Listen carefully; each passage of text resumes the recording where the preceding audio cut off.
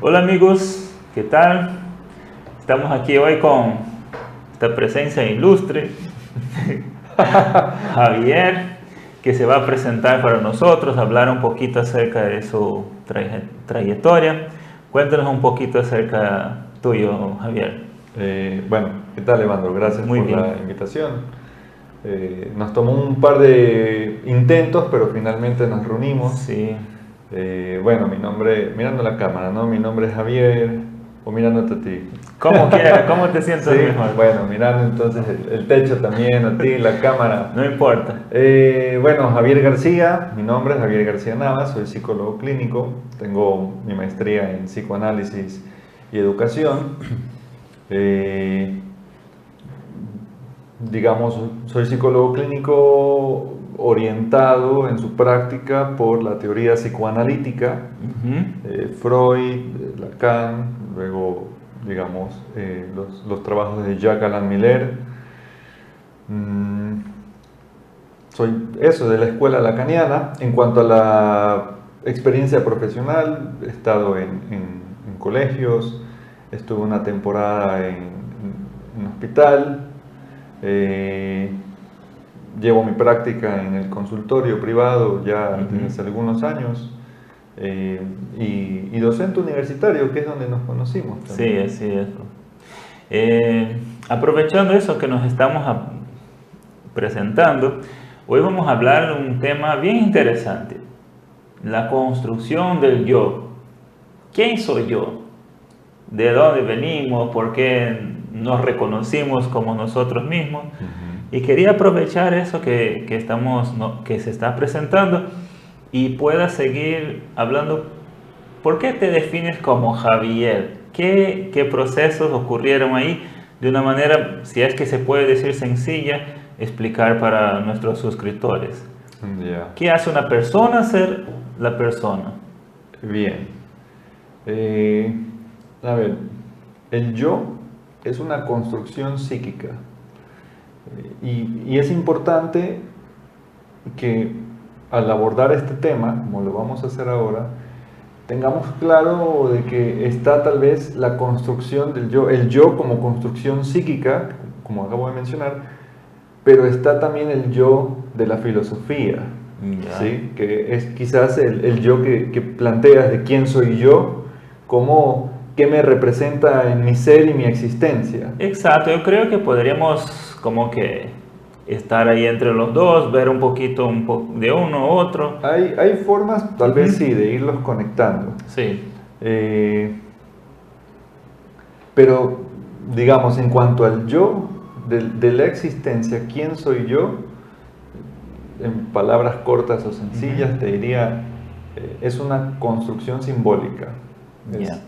Es un sentido, es la construcción de un sentido para darle un cierto valor a la existencia. Ujú. Porque la pregunta de quién soy yo es una pregunta que no deja de preguntarse, es una pregunta que no deja de hacerse.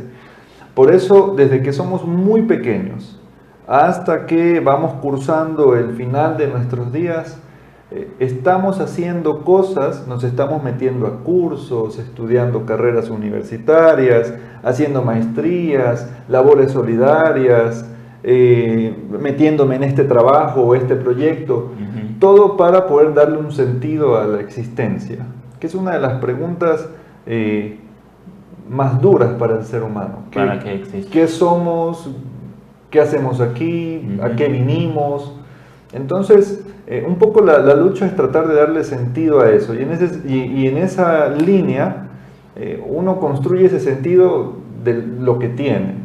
Entonces, a veces lo que uno tiene es el nombre propio. Y que antes servía bastante bien, porque yo pude haber dicho, yo soy Javier, hijo de Javier, de Guayaquil. Claro. Es como se presentaba la gente en otros tiempos. Sí. Pero uno va construyendo este sentido a partir de lo que tiene. Entonces, ¿por qué Javier es Javier? Porque así me nombraron mis padres, Ujú. porque así además se llamó mi padre, y yo me identifiqué con ese nombre y me presento con ese nombre. Ujú. Pero no soy Javier para todos, para algunos soy profesor, Así es. para otros soy psicólogo, para otros soy mister, para otros, el otro día salí a la universidad y el guardia me dice, chao master, y bueno, no me encanta que me llamen así, pero digamos, no soy Javier para todos tampoco, pero Claro. que me llamen distinto deja de hacer que yo sea Javier, no, porque soy yo el que está identificado a ese nombre, Ujú. y es una identificación que está como solidificada, Sí. ¿sí? Encuentro esa identificación como en crisis muchas veces cuando un chico llega o entra a la pubertad, Ujú. ¿sí? Porque, digamos, lo que Javier había significado en la infancia para papá, mamá y la familia, en la pubertad tiene que pasar a significar otra cosa si yo todavía pretendo sentirme Javier. Claro. Hay quienes logran esa identificación bastante rápida, pero hay quienes no lo logran. Y entonces a veces trabajo con chicos que cuando les cambian el nombre hacen crisis y sueltan puñetes, inician peleas con otros, a veces por cambios de nombre que ni siquiera son ofensivos. Como Claro. que de Javier un día me digan Java, como el programa este de computadora. Y hay Sí. chicos que entran en cólera por eso y agreden a otros porque sienten que les están atacando lo único a lo que todavía se aferran para darle sentido a la existencia, Su nombre. pensando en la pubertad. Ujú. Pero hay quienes ya va avanzando, digamos, la pubertad, uno va entrando en la adolescencia, y hay quienes no se identifican todavía a su nombre y viene, por ejemplo, la presentación de apodos. Claro. Y es típico en la adolescencia que, no sé, yo me llamo Javiera, pero me presento como la China, por ejemplo. Ujú. Y mi amiga es la China, Sí. la gringa, la colorada, Sí. el negro, el alto, el chévere, el divertido. Es decir, hay ¿cuál es la palabra? Hay una proliferación de sobrenombres, Ujú. todo para seguirle dando sentido a la existencia. Y podríamos decir que eso en la edad de la pubertad está relacionado con estoy saliendo de la casa de mis papás y voy para otro grupo, ya estoy como que expandiendo mis horizontes y aquí tengo que buscarme otra identidad, tengo que identificarme de otra manera para Sí, exactamente. Mira, desde la psicología social tal vez uno puede decirlo de la siguiente manera. Con la pubertad, el individuo debe salir de su endogrupo, que sería la familia, para comenzar a descubrirse en el exogrupo. Desde el psicoanálisis lo que decimos es que hay un cambio en la forma de encontrar satisfacción, en la forma de vivir la satisfacción en el propio cuerpo, porque la forma en que siente un niño es distinta a la forma en la que comienza a sentir un puber.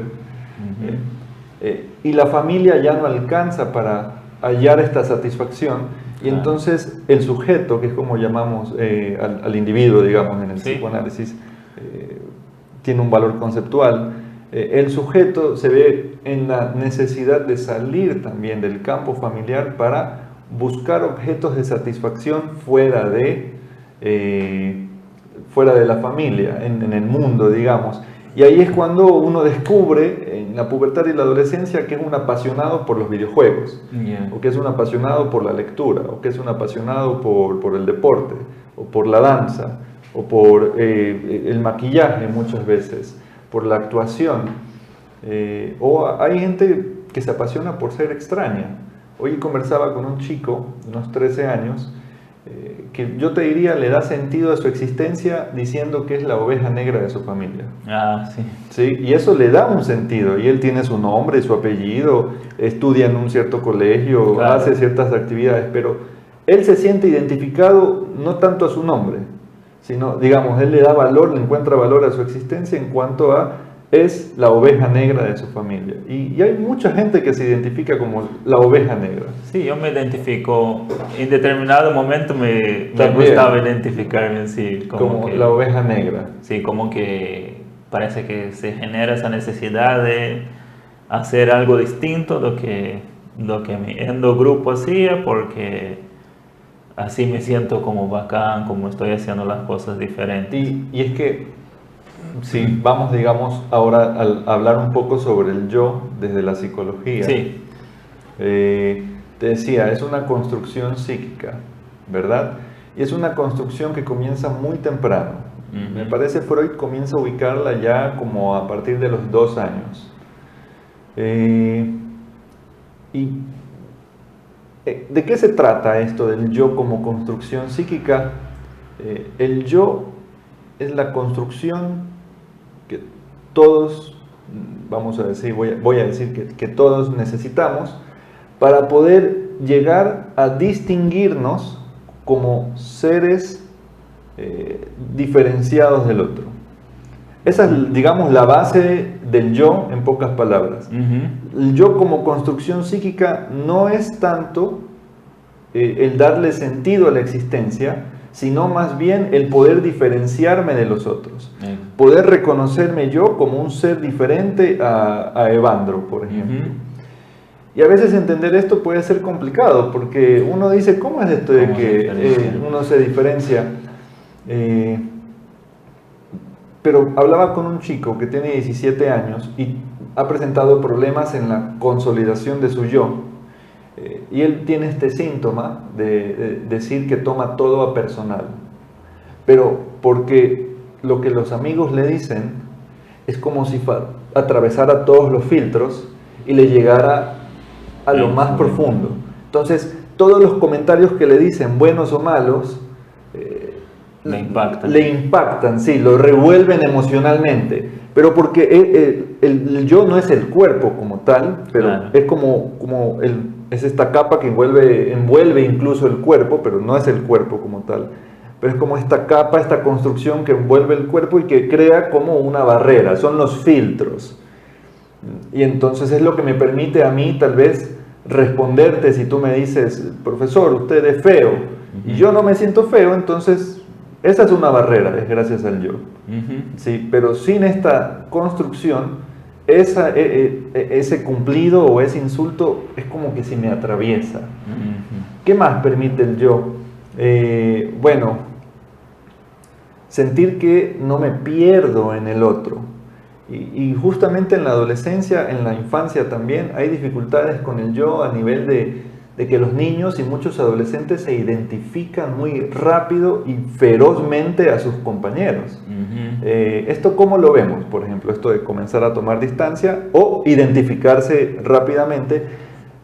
Lo vemos, por ejemplo, cuando en los jardines de infantes, ¿sí? En el maternal, el kinder, cuando un niño comienza a llorar, vemos que los otros, por alguna razón, comienzan a llorar también.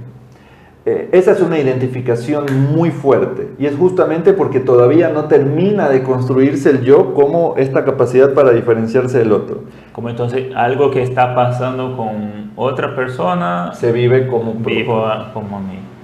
Por eso es interesante la fantasía que hacen los niños de ver un programita de tele o alguna cosa y ahí están viviendo exactamente esta cosa que está pasando en el programa, ¿no? Sí, se identifican al personaje, sí, y lo viven como si fuese, digamos, real. Hay que estar muy atentos en ese sentido con lo que ven. No por nada se dice ver con supervisión, claro, porque hay personajes, incluso en programas infantiles, que se ponen en riesgo y los niños se identifican fácilmente a eso, pero además los niños complementan la construcción de la realidad con las fantasías. ¿Sí? Entonces, los niños cuando se identifican fuertemente a otro personaje, insisto, porque no hay esta distancia que permite la construcción sólida o consolidada del yo, les es muy fácil copiar lo que hace el personaje. Y recuerdo la anécdota de alguien que cuando era niño dijo yo puedo volar como Superman y se lanzó del balcón de su casa. Wow. ¿Sí? Me lo contaba él, es decir, sobrevivió, no pasó nada, pero estuvo en el hospital, pero porque él de niño pensó que de verdad podría volar como Superman. Sí. Siguiendo en eso, ¿qué papel tienen los padres en esta construcción? Bien, en la construcción del yo. Verás, cuando el niño nace, no existe el yo. Si hablamos del psicoanálisis, solo existe el ello. Ya. Pero me pediste que por ahí no nos metamos tanto. Sí, porque si no son como sí, nos 3 vamos, horas de entrevista. tienes razón. Pero bueno, lanzo ahí la cuña. Cuando Sí. nacemos solo está el ello. El yo tiene que venir después. ¿Qué pasa con el niño recién nacido? Al decir que no hay yo, tampoco hay una separación, ni un tomar conciencia de esta distancia entre el bebé y la madre, Ujú. ¿verdad? Es tanto así que incluso el bebé, hay autores que lo explican de la siguiente manera: el bebé se siente uno con el universo, ¿sí? Como que está todo regado por el universo, Ujú. porque insisto, no hay esta capacidad de tomar conciencia. No diferencia lo que es él del ambiente, de las otras personas. Así es, de los objetos. Entonces tampoco toma conciencia de que, por ejemplo, en primer lugar, el seno de la madre Ujú. no le pertenece a él, sino que ya con el tiempo se va a ir, digamos, descubriendo que ese seno es en realidad de la madre y que a veces está y a veces no está. Es lo que Melanie Klein en algún momento trabaja como el pecho bueno y el pecho malo. Entonces te puedo decir, hace falta, antes de eso, te puedo decir, en primer lugar, el bebé cuando nace está como pegado a la madre, siente que él y la madre son uno solo. Y en primer lugar lo que hace falta es que se tome una cierta distancia de parte de la madre con respecto a su hijo. Lo digo porque, por ejemplo, yo tengo una postura frente a esta tendencia actual de la lactancia libre demanda, donde me parece que muchas madres no encuentran la forma de tomar distancia, que es constitutiva de la subjetividad de su hijo. Pero bueno, hace falta en primer lugar que se tome una distancia de parte de la madre digamos, en los procesos más básicos. Ya. Ya luego pasan otras cosas que involucran al padre, pero si hablamos luego de va pasando el tiempo, hace falta que los padres estén ahí para nombrar a ese hijo, para destacar, digamos, hablar de él o de ella, destacar sus capacidades, decirle qué es lo que ven en él o en ella. Y esto lo dice un psicoanalista, Miller, dice que puedan transmitir qué deseo tienen hacia ese hijo. ¿A qué se refiere? Que puedan transmitir esto que todo padre, toda madre siente, ¿no? Que quiero que sea futbolista, quiero que sea abogado, quiero que sea policía, quiero que sea un buen hombre, una buena mujer. Eso es importante entonces. Es importante. Que los padres digan, mira, qué bonito que fuera abogado, policía. Es importante. Que tengan esas conversaciones. Así es. Hacia el bebé, hacia el niño y entre ellos también. Que se hable de, voy a decir que se hable de Evandro, porque eso permite también esta distancia también. Estamos aquí hablando de Evandro y de lo que como padres esperamos de él o de ella, y ya de ahí viene esta otra parte en donde el niño se identifica o no a lo que dicen de él, porque es un proceso, no somos causa pura de nuestros padres, ¿verdad? Estamos influenciados por nuestra historia familiar, pero lo que hacemos, lo que logramos, lo que construimos, toma también una parte nuestra, que aceptamos y que rechazamos de esto que los padres dicen. ¿Y qué problemas pueden existir si no se hace esta separación? Por ejemplo, si la madre o padre no logran hacer que exista esa separación y la constitución de este yo, ¿qué tipo de problemas a futuro puede generar esa falta? Bueno, desde el psicoanálisis hablamos digamos, es como la situación que generaría las vías hacia una perversión en el niño o hacia una psicosis en el niño. Pero si decimos con otras palabras, ¿qué puede generar? Bueno, primero una hiperdependencia del niño hacia la madre o el padre.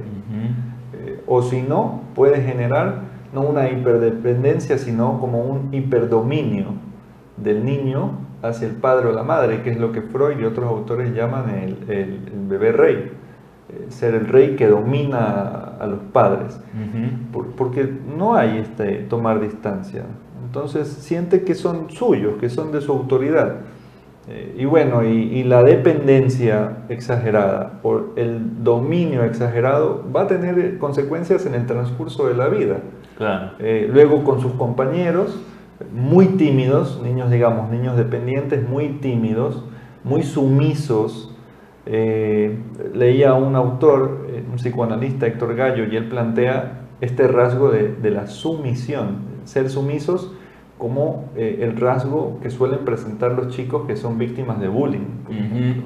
Entonces, porque no encuentran valor en su propia palabra para defenderse. Entonces, niños, vamos a decir, con estas bajas autoestimas, muy tímidos, muy sumisos, o por el contrario, niños tal vez dominantes, pueden ser muy agresivos, toscos, llegar incluso a ser violentos en las relaciones con los otros, intolerables a jugar fuera de sus propias reglas. Son como dos consecuencias, dos polos de consecuencias que podríamos decir ahora sobre esta no separación. ¿Usted cree que, cómo podríamos decir, que existe una influencia de cultura actual? Siempre hay, ¿no?, influencia de cultura en la crianza de los hijos. Cuando usted hablaba de la lactancia, creo yo que también puede haber otras construcciones, modificaciones del pensamiento de la sociedad hacia a los padres, ¿verdad? ¿Y usted cree que podríamos decir que hoy actualmente tenemos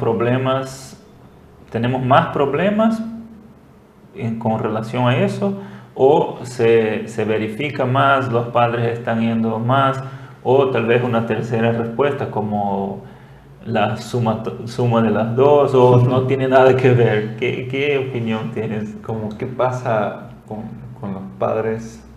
¿Por qué vemos más niños hoy que se presentan? ¿O es una percepción esa de que como estamos más metidos con redes sociales, todos, cada quien cuenta un caso? Sí, es una pregunta compleja, ¿no?, la que me hace Evandro. Mira, por un lado, creo que sí hay más conflictos en la constitución subjetiva de los niños, porque al mismo tiempo los vínculos entre hijos y padres, o los vínculos familiares, están como más empobrecidos también, son más frágiles. Eso como por un lado. Si ponemos otra vertiente también, creo que ahora vemos más rarezas en los niños, porque también pareciera que tenemos más palabras para nombrar las rarezas de los niños. Antes era solo un chico raro. Era un chico raro, era un chico inquieto. Sí. Pero ahora un chico inquieto no se sabe si es ADD, TDAH, o si tiene alguna otra psicopatología. Entonces creo que también hay algo de eso. Pero,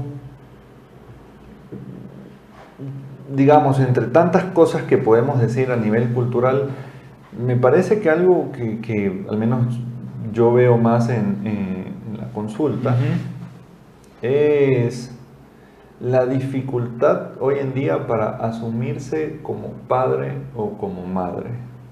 ¿Por qué? Porque, claro, hay padres, hay madres que procrean, tienen hijos Ujú. y pareciera que eso fuese suficiente. Ya tuve un hijo, le pago sus necesidades Y ya está. y lo entretengo con el dispositivo electrónico, Ujú. ¿sí? Y entonces ahí yo me desentiendo. Ahí podría uno decir, ah, pero toma distancia porque lo deja con el iPad, pero no es la distancia a la que nos referimos. Claro. Ese va más del lado del desamparar al hijo. Entonces se los deja con los dispositivos, celular, las tabletas, los videojuegos, muy pequeños incluso y por mucho tiempo.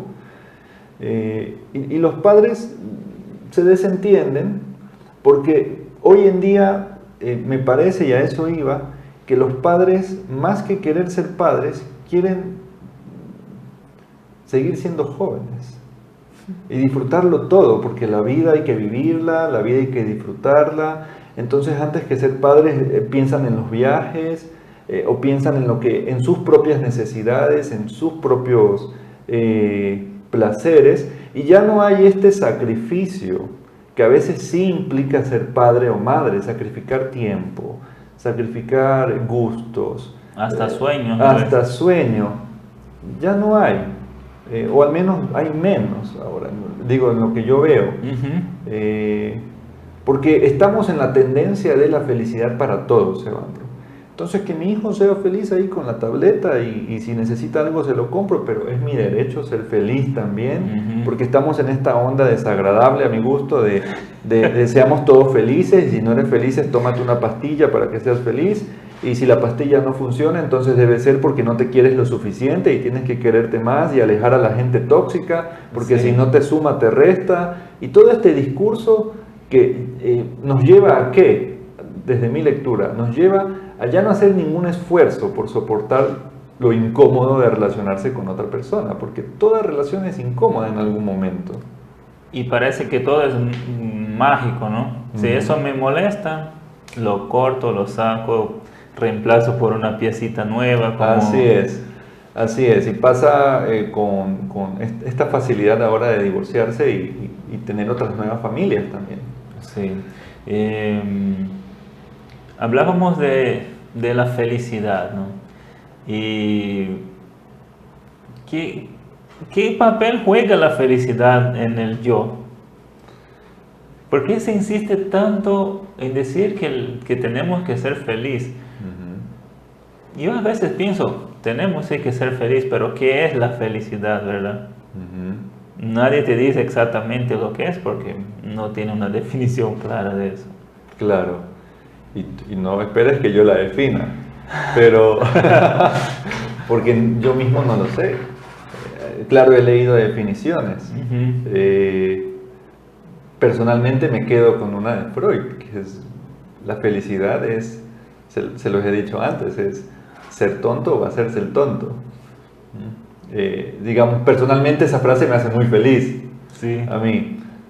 Ver la felicidad como un engaño, porque uno se engaña también para ser feliz. claro. Pienso en esto, por ejemplo, cuando la gente habla que se va a los parques de diversiones o va a una obra teatral. Uno se deja engañar por la obra, se deja engañar por el espectáculo y sale feliz cuando vamos a la película. Claro. Me vi Thor la semana pasada. Yo sé que todo eso es ficción, pero qué felicidad que me sentí, qué feliz que me sentí cuando salí de ese cine. No de spoiler, No voy a decir nada, pero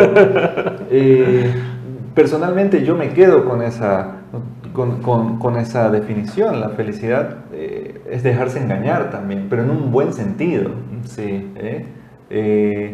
Pero ¿en qué estamos en esto del discurso de la felicidad? Fuera de mi definición que me gusta, Ujú. digo, creo que hay mucha confusión entre felicidad y placer, Ujú. ¿sí? Porque el placer es el encuentro con una satisfacción, ¿sí?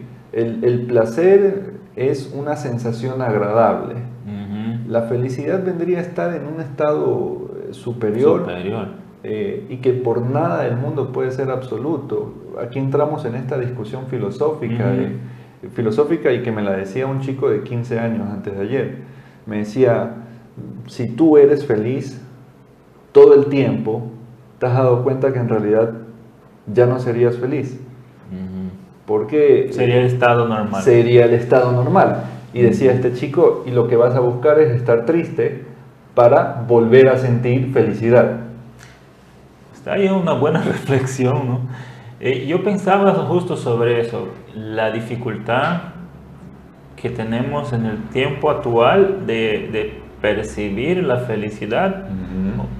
Tal vez esté porque vivimos tiempos muy cómodos, ¿no? Sí. Todo tenemos al alcance de un pedido ya, de un Uber Eats o de un Amazon o cualquier cosa, puedes pedir en tu casa. Cuando en generaciones pasadas tenían que, mismo tener las condiciones económicas, era todo una planificación, por ejemplo, para comprar un libro que querías.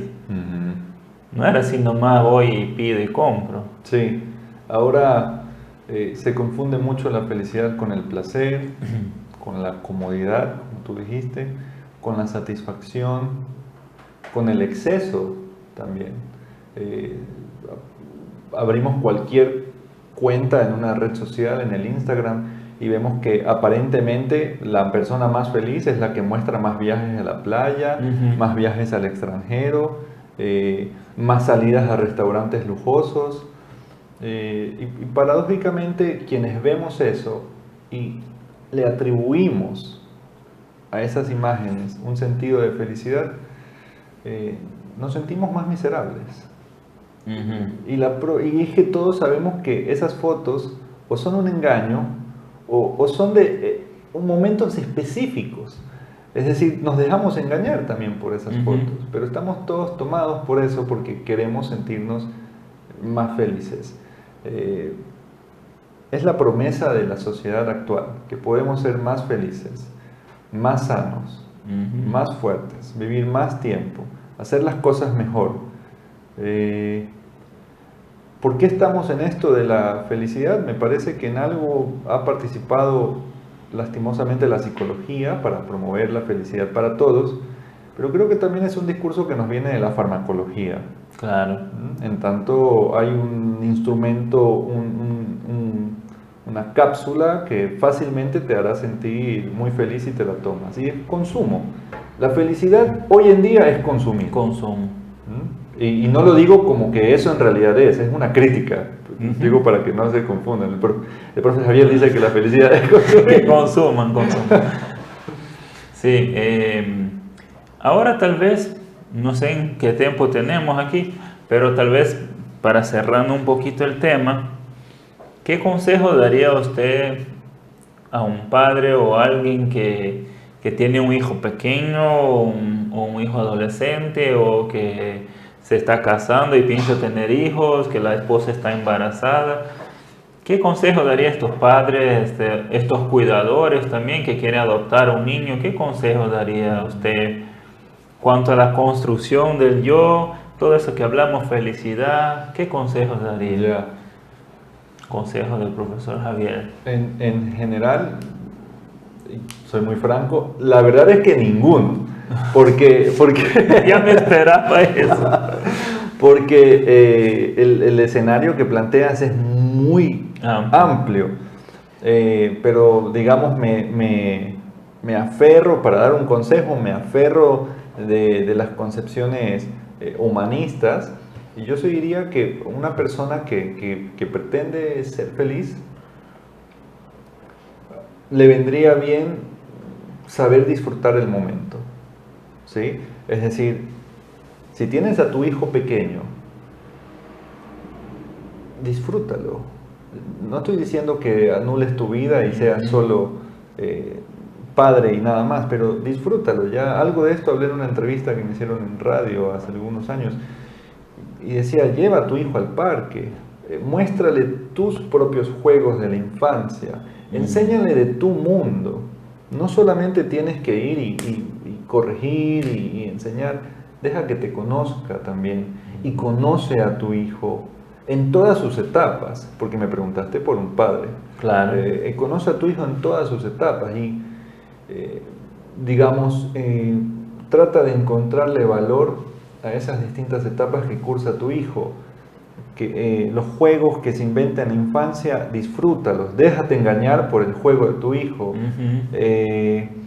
Luego más adelante en la adolescencia, cuando se equivoca un poco, escúchalo, no le salgas con que estás en la edad del burro y no sabes de lo que hablas. Presta la atención, escúchalo. Luego si estamos hablando de la juventud, impúlsalo, motívalo también, cree en sus proyectos. Y si se va a casar, nada, dale la bendición y desearle lo mejor. Claro. Porque, en pocas palabras, creo que para un padre y una madre, el trabajo, si hablamos de la construcción del yo, el trabajo es procurar que los hijos sientan que ellos están ahí. Y eso no quiere decir que tienen que estar ahí todo el tiempo encima de los hijos, pero que el vínculo que se construye con ellos sea tal que estos hijos sientan que no importa en dónde estén, siempre pueden volver a contar con esos padres. Que se presten como buenos referentes. Eso podría decir en tanto a la posición de padre frente a los hijos y la construcción del yo. Muy bien. Es un tema bastante grande, ¿no? Y nos llevaría unas cuantas entrevistas a hablar de todos esos temas. Sí, pero me avisas ¿no? Y hacemos parte 3, parte 4. Sí, porque solo de conceptos de yo se me pasaron algunas cosas por la cabeza, pero ahí ya íbamos para otro lado. Creo que en algún otro momento, si a los suscriptores les gusta, podemos hacer otra entrevista. Exactamente, claro. Una otra conversación. ¿Tiene que llegar a cuántos likes, Evandro? 5 likes está bien. Soy humilde, 5 está bien. Está bien, bueno. Va a haber bastante. Va a haber bastantes likes. Bueno, de que llegue a 5 likes y hacemos segunda parte. Bueno, profesor, Evandro, muchas gracias. De verdad, es siempre fantástico nuestras conversaciones, siempre muy bueno recibir todo ese conocimiento, compartir. Espero que les haya gustado. Hasta el próximo video. Chao.